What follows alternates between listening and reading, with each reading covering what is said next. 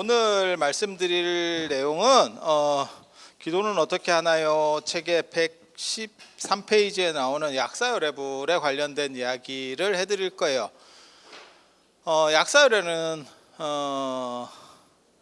동쪽에 어떻게 보면 이상세계와 관련된 동쪽에 위치하는 부처님 세계, 여러분들이 어떻게 생각하시는지 모르겠는데 불교에서 서방극락세계 이렇게 얘기하잖아요.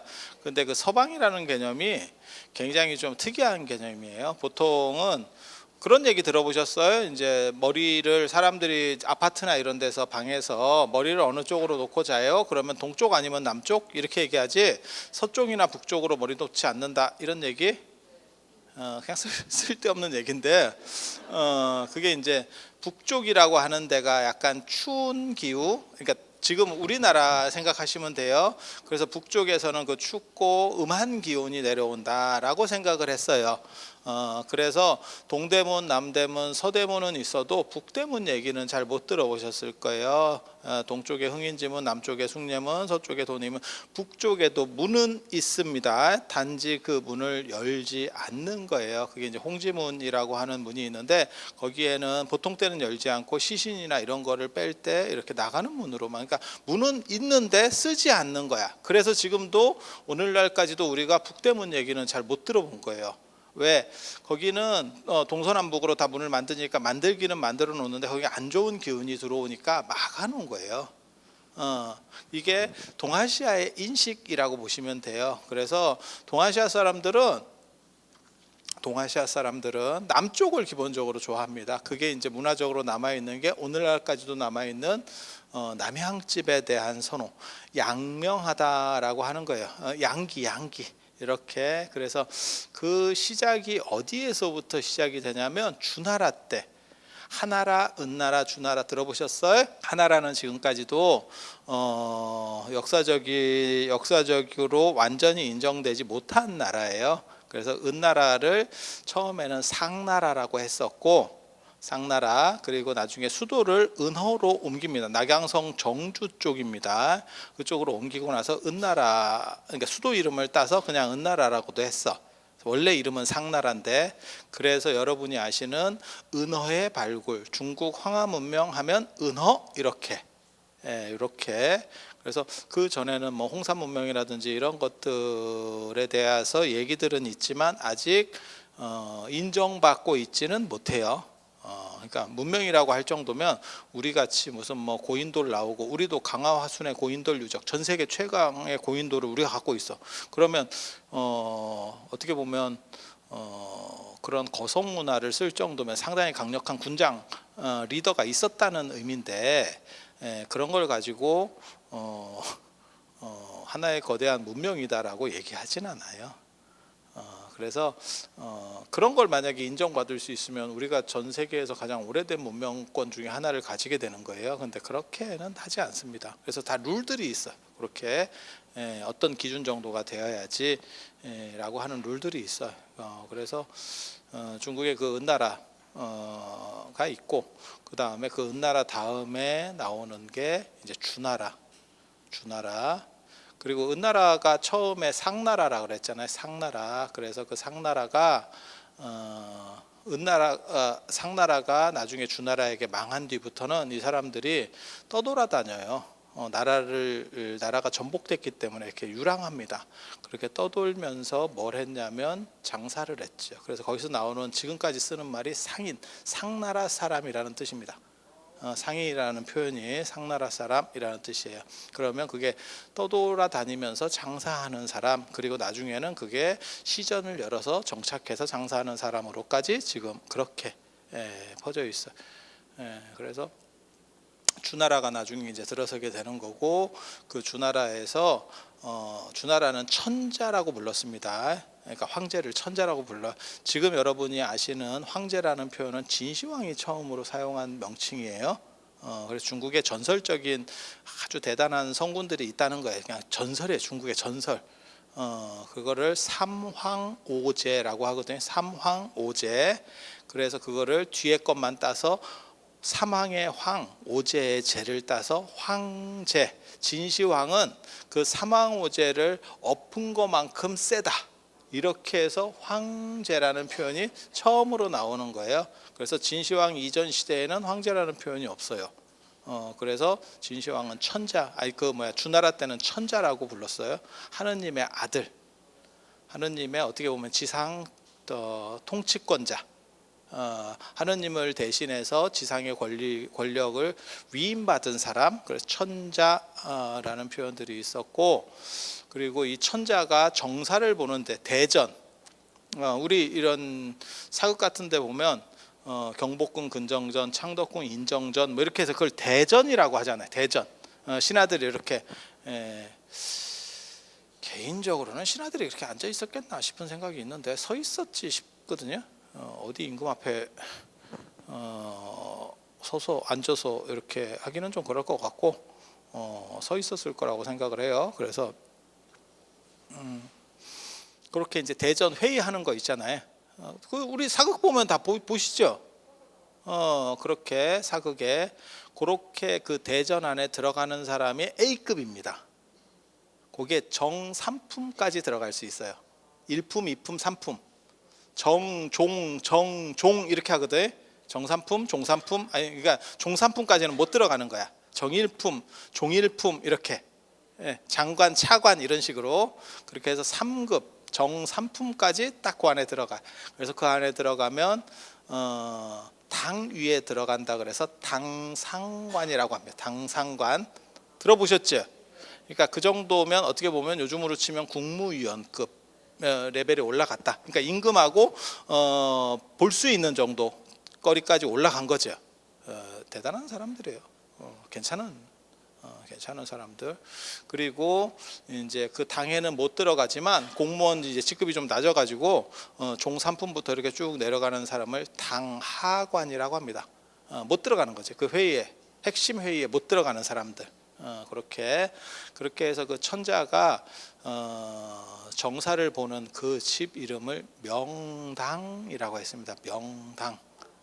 명당이라는 명칭이 거기서 나오는 거야. 우리가 뭐 몇 자리 명당 어쩌고 다 필요 없고요. 원래는 임금이 정사를 보는 그 메인 전각을 명당이라고 합니다. 명당. 그래서 임금은 명당을 어떻게 놓고 하냐면 북쪽에 앉아서 남쪽을 봐요. 북쪽에 앉아서 남쪽을 봐. 그래서 양명한 기운을 보면서 밝은 정치를 하라는 뜻이에요. 그래서 임금은 남쪽을 보고 신하는 임금 맞은편에 있으니까 북쪽을 보는 거예요. 그래서 임금 남면, 신하 북면이라고 하는 거예요. 나중에 불교가 들어오고 나서 중국 황제의 기본 틀을 가지고 가거든요. 그래서 부처님도 다 남향집에서 남쪽을 보고 있고 스님이나 신도들은 북쪽으로 봅니다. 북쪽으로. 그리고 똑같은 룰에 의해서 제사도 그렇게 차려져요. 그래서 위패는 남쪽을 보고 그 다음에 절하는 사람은 북쪽을 보는 거예요.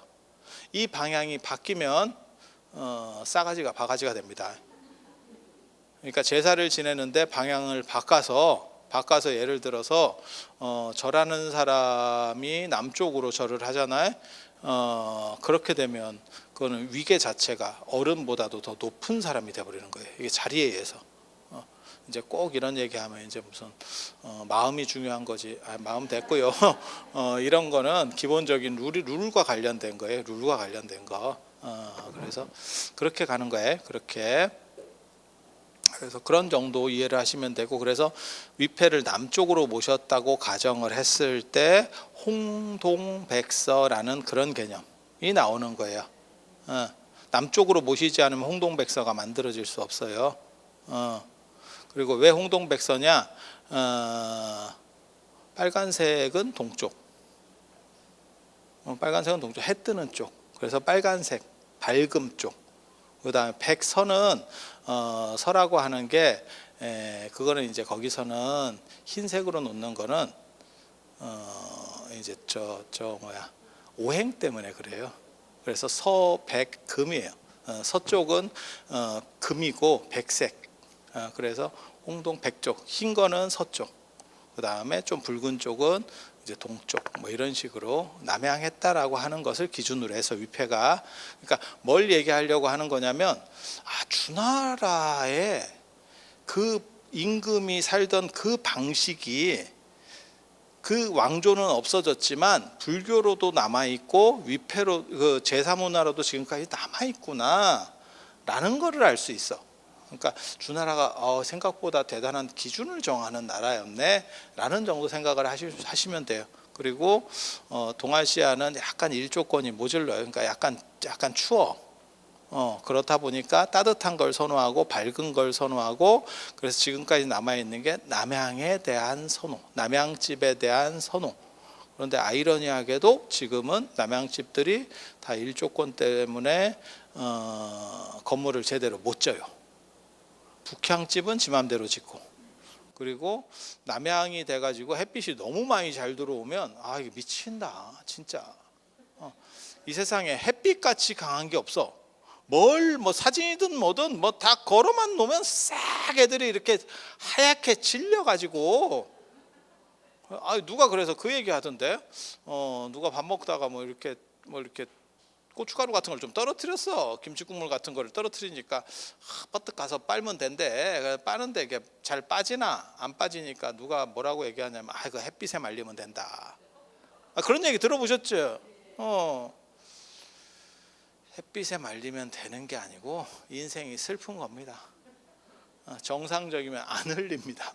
안 흘립니다. 그래서 아무튼 햇빛이 무진장 강한 거예요. 무진장 강한, 뭐 플라스틱이든 뭐든 애가 다 햇빛에 강하게 노출되면 다 그냥 절단이 나는 거야. 그래서 요즘 사람들은 그 햇빛이 강한 거를 싫어하는 분들이 많이 있어요. 그러니까 가구 같은 거 좀 좋은 거 쓰거나 뭐 소파나 이런 거 좋은 거 쓰시는 분들은 햇빛에 닿아버리면 그게 금방 못 쓰게 되거든. 그리고 집에서도 예전에는 빛이 들어오면 참 좋다 이랬는데, 요즘은 빛을 통제하려고 하는 문화가 있어요. 그래서 커튼 같은 거 두꺼운 거 해가지고 햇빛이 들어오더라도 그냥 내가 원할 때는 다 막아버릴 수 있게. 아니 그렇지 않아요? 예전에는 그냥 기본 커튼이면 요즘은 약간 암막 커튼 같은 거를 안쪽에 넣어요. 그런데 안 살아보셨구나. 이게 잘 사는 집은 그렇게 삽니다. 그래서 전체를 다 통제할 수 있게 그렇게. 그렇다 보니까 그렇게 통제할 거면 굳이 남향일 필요가 있어? 라는 생각을 하는 거예요. 그래서 남향이 아닌 게 오히려 더 나은 거 아니야? 에 대한 선호가 있는 거죠. 예전에는 난방비라든지 이런 게 많이 비쌌기 때문에 화석연료 쓰고 이러면 피곤하잖아요. 그러니까 그거를 보충하기 위해서 햇빛이 필요했었고, 지금은 이제 그런 시절이 아니잖아요. 그렇다 보니까 남향에 대한 선호들이 바뀌어요. 그런데 원래 그 기원은 주나라 천자가 정사를 남쪽을 보고 양명한 기운을 받아서 밝은 정치를 해라. 그리고 대전에서 밑장 빼기 하지 말고 올바로 똑바로 해라. 그래서 제가 이런 얘기를 이렇게 보면, 그래서 제가 국회에 한번 들어가 봤었거든요. 그때 뭐 언제더라? 그 정각회 할 때인가 뭐 이렇게 해서 거기 안에 이렇게 들어가니까 거기 막 불도 켜고 이렇게 하는데 막 밝아요. 우리 이렇게 맨날 이렇게 볼 때는 뭐 싸움만 하는 것 같은데 괜찮아. 그런데 햇빛이 안 들어서 이 사람들이 음한가. 햇빛 광창을 내줘야 되는데 이 사람들이 뭔가를 모르는구만. 그래서 내가 하나를 가르쳐 줄래다가 참았지. 우리는 불의를 보면 잘 참습니다. 관철되지 않을 것 같을 때는 참습니다. 관철될 것 같을 때 들고 일어나야지. 그래서 이 사람들이 양명하지 못하고 이런 생각을 했었어요. 그래서 그 정신은 배워볼 만한 거예요. 뭐 그렇게 그들이 살았는지는 잘 모르겠지만 그렇게 하려고 하는 그 마음 자체가 귀하다라는 생각은 합니다. 그리고 그러한 집을 명당 밝은 집이라고 했어요. 그래서 임금이 정치를 보는 집을 명당이라고 하니까 그건 좋은 집, 최고의 집 이런 의미들이 있고, 그렇다 보니까 좋은 집을 지으면 다 개나거리나 명당이다라는 이름들을 붙이기 시작을 해요. 거기서 나온 게 이제 명당 문화입니다. 동아시아의 명당 문화. 그리고 원래는 사람이 사는 집을 명당, 그게 이제 인물이 나는 거예요. 왕기가 들었다는 둥 뭐 이렇게 하는 그런 명당. 그리고 조선시대 때는 이제 저 조상숭배 때문에 묘자리가 열풍이 불거든. 그러니까 조상을 모시는 그런 걸 보고 음택이라고 합니다. 명당에 두 가지가 있어요. 양택명당, 음택명당. 양택은 뭐 하는 데냐면 사람이 이제 인물이 나는 자리, 양택. 그러니까 양기가 성해서 이렇게 쫙 밀어 올려주는 거예요, 사람을. 그런 자리, 양택. 음택은 시체 누이는 자리. 그러면 음택도 명당인데 거기 사람이 살면 되지 않습니까? 그런 데는 사람 사는 거 아닙니다. 그건 묘자리. 예, 묘자리. 그래서 달라요.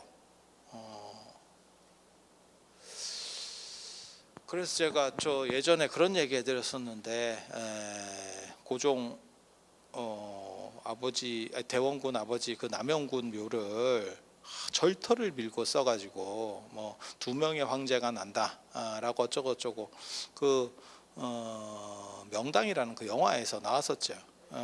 그 명당 영화에서 그런 얘기가 나왔었는데, 그래서 음택이거든, 아니 그 양택이거든. 절에 부처님 모신 자리는 양택에 모신다고. 음택도 뭐 있습니까? 오대산 정멸봉 자리 같은 데는 음택이에요.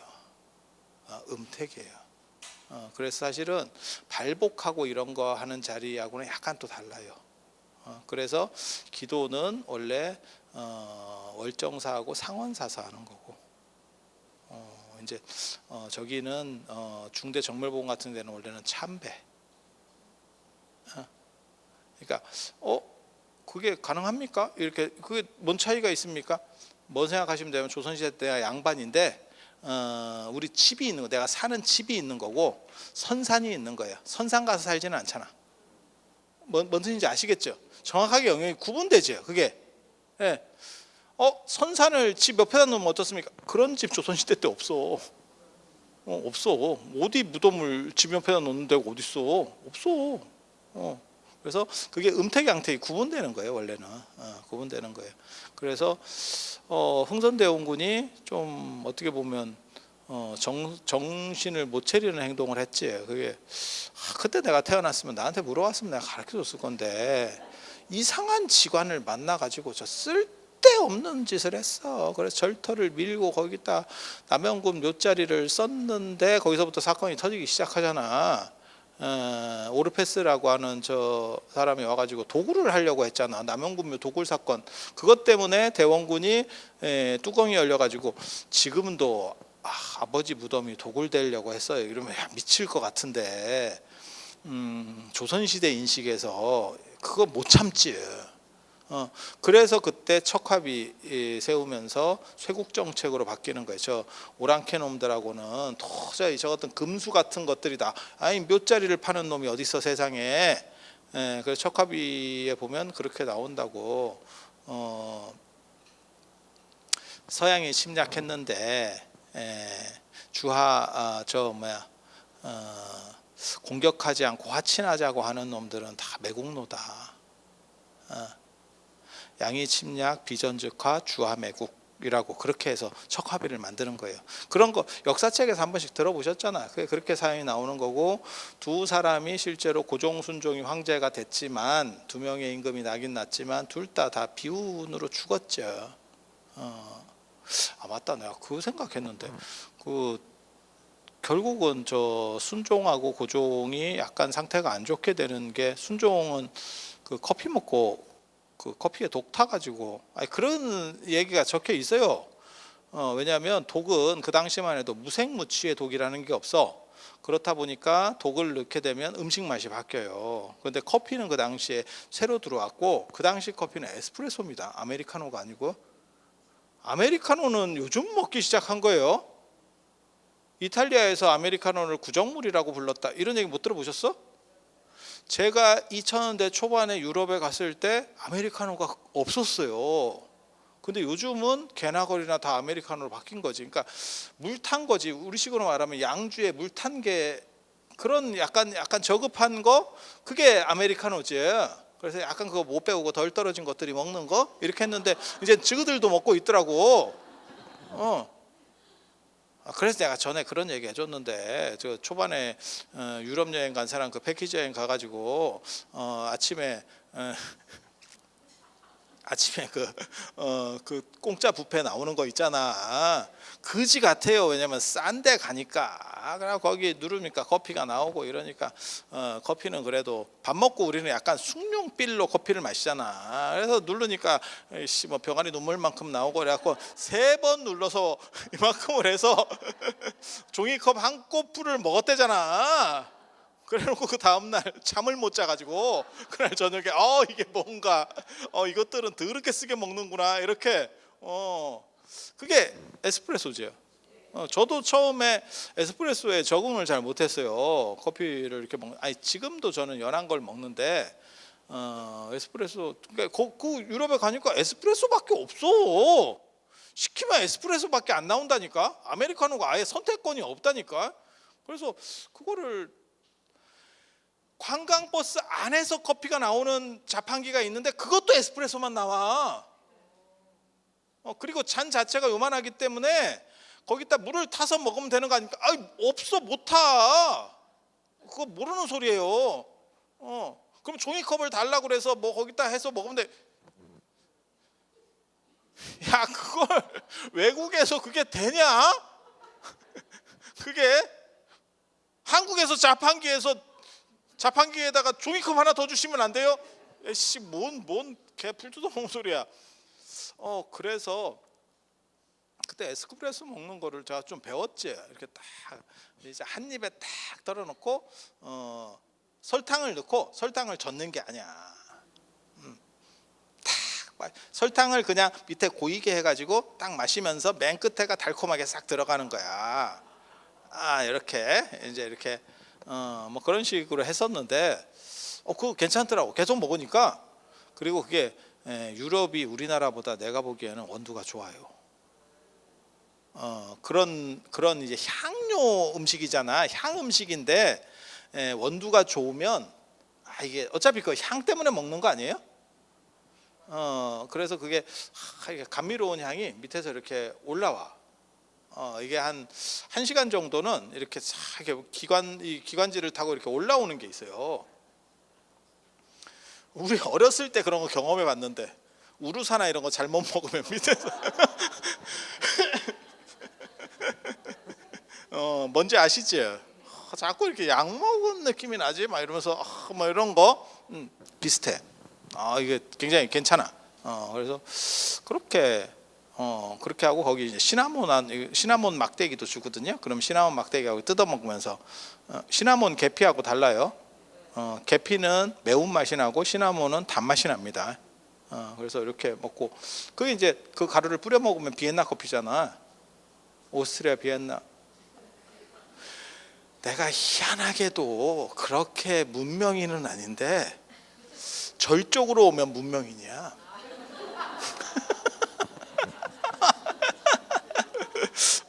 나는 내 자신을 약간 야만이라고 생각하는데 이게 환경이 좋아. 그래서 쓸데없는 소리였고요. 다시 돌아가 봅시다. 그래서 이 커피와 같은 것도 사실은 그게 문화가 바뀌는 거죠. 문화가 다 바뀌는 거야. 그렇게 해서 이런 얘기를 하려고 했었던 건 아니고 우리는 원래 전통적으로 남쪽에 대한 선호가 있었다더라. 그리고 맞네. 그 얘기 하려다가 그 순종이 커피 먹고 에스프레소에 독약 뭐 이렇게 약간 또라이 되는 약을 탔대. 근데 에스프레소 너무 진해가지고 그걸 맛을 구분을 못했다는 거 아니요. 그래서 뭐라고 나오냐면 고종은 좀 많이 먹어봤대. 그래서 먹고 맛이 좀 이상하니까 뱉었고 순종은 생겼다는 거예요. 커피가 에스프레소인데 거기다 뭘 타면 잘 안 먹어본 사람은 그게 뭐 맛이 원래 그런가 이렇게 생각하거든. 그래서 내가 진짜 그런가 이랬는데 최근에 누가 나한테 그 고종이 쓰던 것과 똑같이 만든 잔을 하나 이렇게 줬는데 보니까 그게 은잔이더라고. 속에는 은잔이야. 그러면 이게 너무, 그래서 내가 순종은 승질이 급했나? 나 이런 생각했거든. 좀 지나야 이게 색이 변하는데 바로 받자마자 완샷 때렸나? 나 이래가지고 조금 생각이 모르겠어요. 그냥 떠드는 소리고요.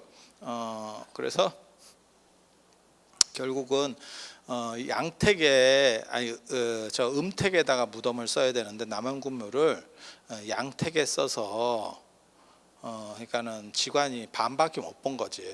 그래서 결국은 그 집안이 어떻게 보면 멸문이 됐지. 조선 왕가가 원래부터 자식이 좀 없었고 그러니까 철종도 그렇고 고종도 그렇고 그게 직계들이 아니잖아요. 자식이 없었고 비리비리했는데 결국은 지금 다 적자는 다 끊어진 거죠. 반계들만 남은 거고 적자는 다 날라갔죠. 그래서 왕이 되긴 했지만 비극적이었다 라는 생각을 해봅니다. 그래서 터가 영험한가에 대한 그냥 쓸데없는 얘기였고요. 그리고 터라고 하는 거는 터에 대한 인식은 전 세계적으로 다 있어요. 근데 사람이 살아보면 이거 잡으니까 조금 괜찮은데 이런 걸 느껴요, 사람이. 그리고 집에서도 어떤 방향으로 자야 됩니까? 필요 없고요. 몇 번만 잡으면 자기가 자는 곳이 정해지고 자는 방향이 거의 정해져요. 그게 내가 동물적으로 느껴. 인간이 발전을 했어도 그 감이라는 게 있어. 내가 편한 자리라고 하는 개념이 존재합니다. 근데 풍수지리를 저는 그렇게까지 믿는 사람은 아니고, 근데 터의 영향을 받을 수밖에 없거든. 조건이라고 하는 게 강남이나 이런 데서 어떤 경우 제가 봤냐면 큰 건물이 있는데도 이게 도로 계획을 쭉쭉 반듯하게 해놓으니까 바람 부니까 너무 바람이 세게 치더만. 그래서 그렇게 세게 바람이 또 건물들이 다 있어도 어디 곳에서 이렇게 도는 데가 있어요. 저기는 바람이 너무 도는데 이렇게 되는 데가 있더라고요. 그러니까 그런 것과 완전히 무관할 수는 없어요. 그런 조건들하고 완전히 무관할 수는 없어요. 그런데 그걸 100% 신뢰하는 건 아니고, 왜냐하면 이런 걸 보고 다 유사과학, 사이비과학이라고 하기 때문에 이게 공식 명칭이에요. 그래서 제가 이제 풍수가 별 볼 일이 없다라고 생각한 두 가지가 있죠. 하나는 원래 섬은 기운이 끊어졌다 그래. 섬에는 인물이 안 난다는 건데 섬 사람이 대통령이 되더라고. 그래서 내가 이게 뭔가 풍수에서는 섬 사람은 대통령 되면 안 되는데, 그래서 그 옛날 인식에 섬 사람을 좀 낮춰보는 문화가 있어서 섬놈이라고, 그게 약간 깔보는 인식이에요. 섬 사람을 그냥 안 봐. 섬 사람을 섬놈. 그리고 배 타는 사람도 그 약간 이렇게 낮춰본다니까. 예. 그런 게 있어. 그런 게 있었어. 정확하게 말하면 있어가 아니고 있었었어요. 그리고 그런 거 있고, 또 강이나 이런 게 너무 큰 걸 옆에 놓고는 안 살아요. 아무리 배산임술해도 그게 땅 크기에 따라서 견딜 만한 정도여야 되는데, 한강 옆이 지금 다 강변, 비싼 아파트는 전부 한강 옆에 이렇게 붙어 있고, 강남에 맞잖아. 한강변 뷰 아파트가 비싸잖아요. 호텔을 얻어도 강변 뷰예요. 이러면 돈을 더 준다니까. 같은 방인데, 같은 호텔이고 같은 방인데, 맞잖아요. 그런 거예요. 그리고 강남이 원래 음택이기 때문에 강 위에는 양, 강 밑에는 이렇게 하는 거예요. 한 양, 한 이렇게 누가 위에가 양이고 밑에가 음이다 이랬더니 뭐 또 쓸데없는 소리 하더라고요. 쓸데없는 소리. 근데 강 위에를 양이라 그러는 거예요. 그건 원래 룰이 그렇게 정해져 있어. 그 위에는 양택이에요. 그래서 제가 그런 얘기 했잖아요. 모든 우리나라 오래된 도시들은 다 강을 끼고 있고, 강이 없으면 큰 도시가 발전할 수 없어요. 그건 당연한 얘기고, 언제나 예전 도시들을 보면 강 위쪽에, 강 북쪽에 도시가 만들어지지 강 남쪽에는 안 산다니까.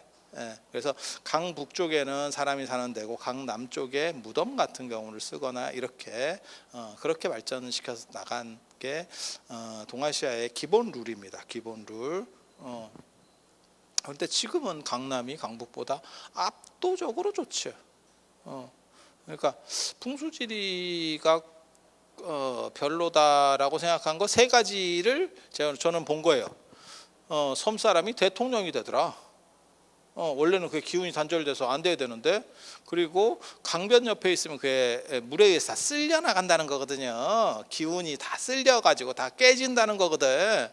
그래서 그 세 가지 이유를 통해서 이게 풍수주의가 그렇게까지 믿을 건 안 되는구나. 하지만 사람이 편안한 자리라고 하는 개념은 존재할 수 있겠다. 그러니까 조금은 인정해 줄 수 있지만 이것을 막 믿고 어떻게 저렇게 할 수는 없다라는 정도 인식은 하고, 그런데 그렇게 명당이라는 그 주나라 때부터 선호되는 개념들이 지금까지도 묘자리하고 그 다음에 집터 인식, 그 다음에 사찰에 남아 있다더라. 그리고 동아시아는 남쪽을 보는 문화가 있고, 그리고 그 다음 방향으로 좋은 게 동쪽입니다. 동쪽 해가 뜨니까. 농사 문화에서 해라고 하는 거는 뭐 압도적이죠. 그건 뭐 당연하지. 그냥 생각해 봐도 그렇잖아.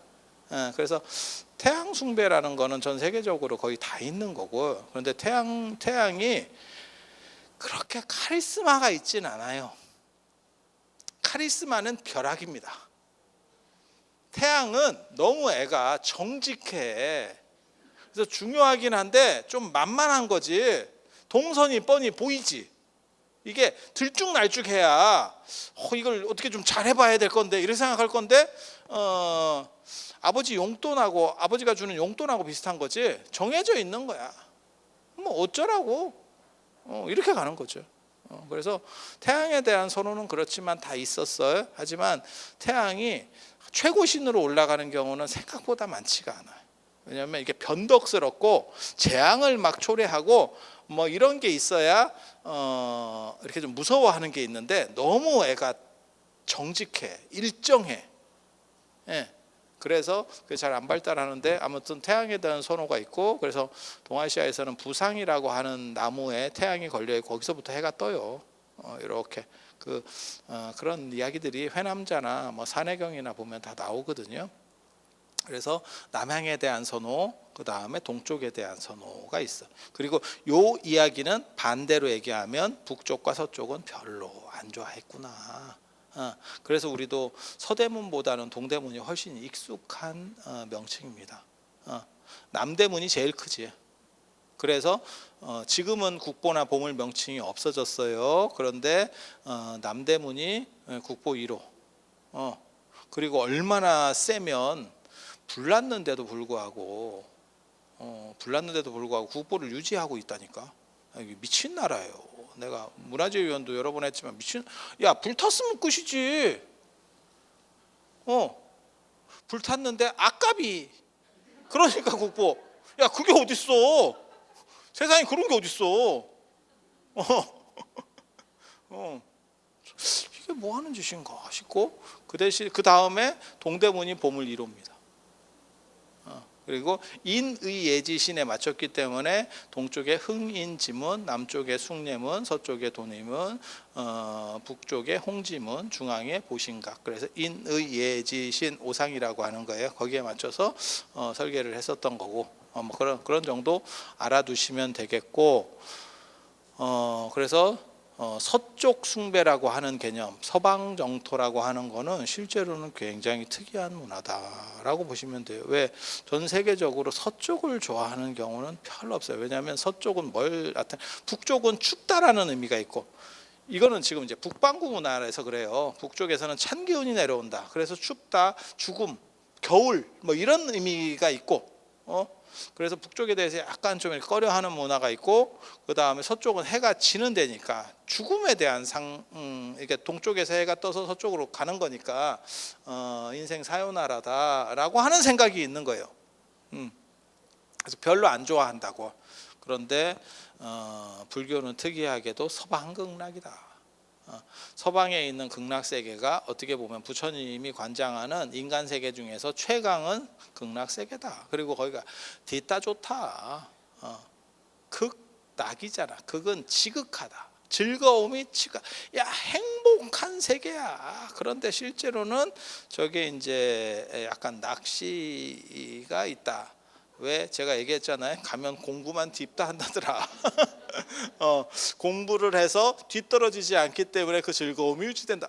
말은 맞는데 이게 공부하는 세계가 진짜 즐거운 세계인가요? 라고 생각을 해보면 좀 생각을 해봐야지.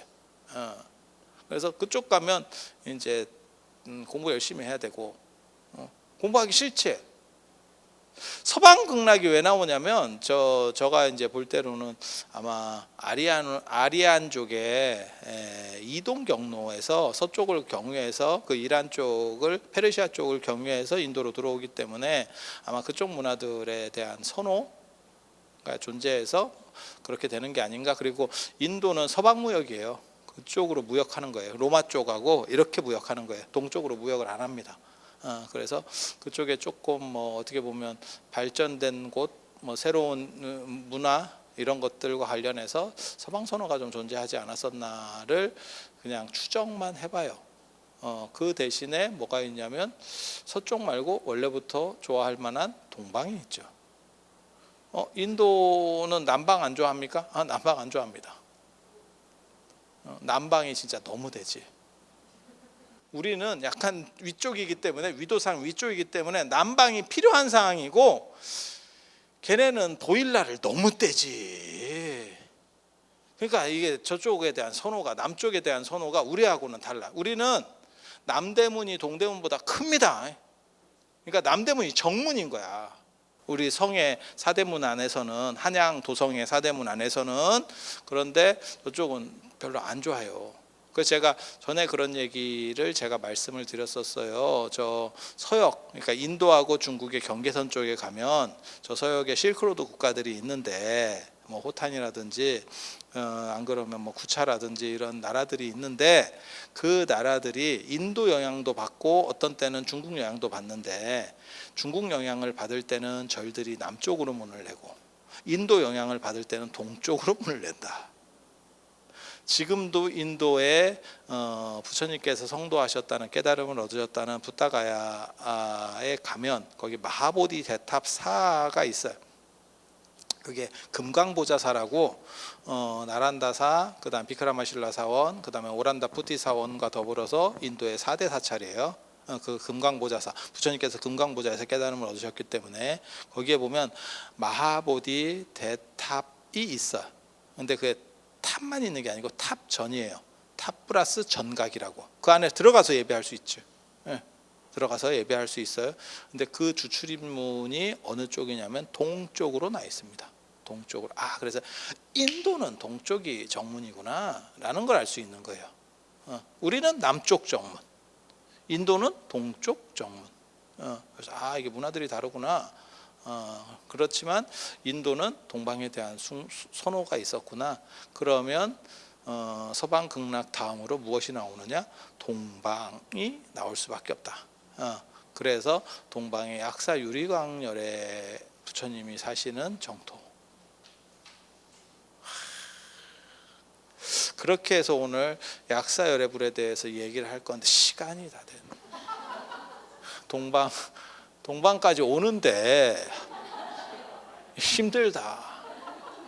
힘들어. 근데 오늘 진짜 재밌는 얘기 해줄 거거든. 신기 얘기. 제가 신기 전문가예요. 놀랍게도 제가 여지까지 60권도 넘는 책을 공동저서까지 치면 60권도 넘는 책을 냈는데 지금 제가 열반경 진짜 어렵더라. 열반경 쓰다 열반하게 될 지금 지경에 이르렀는데 이거 쉽지 않아. 그런데 그렇게 제가 책 작업을 많이 해봤는데 원고를 다 써놓고 출판사에서 빠꾸 맞은 책이 있어요. 유일하게 딱 한 권입니다. 그게 이 신기에 대한 책이에요. 내가 이걸 책을 쓸 정도로 지식이 있다니까.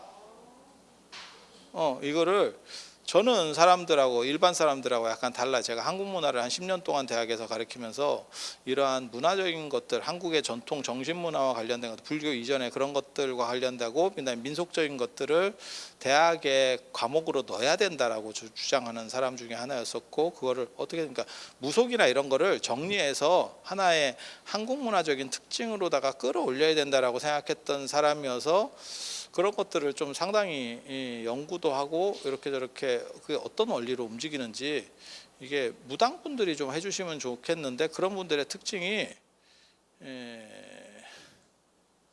뭘 체계적이지 않아요. 그냥 무대뽀야, 무대뽀. 그리고 제가 보는 거하고 달라. 제가 무당 킬러입니다. 그래서 무당들이 저를 굉장히 깊이 하는 사람 중에 하나예요. 신기가 통하지 않는 방식을 제가 알아. 저는 어떤 원리로 접근을 하거든요. 그래서 이거를 그 원리를 내가 이해하고 있다는 거는 그것의 반대작용도 일으킬 수 있다는 뜻이에요. 그러니까 신통도 그렇고 신기도 그렇고 제가 늘 얘기하는 이게 어떤 원리가 있어. 그리고 그것은 배워서 어느 정도 처리가 될 수 있고 내가 그것을 에너지를 없앨 수도 있고 북돋을 수도 있어. 그리고 그분들은 이게 삘이 굉장히 강하기 때문에 그렇게 당신에게 약간 위험성이 있는 사람에 대해서는 금방 인지합니다. 자, 들어서 감사합니다.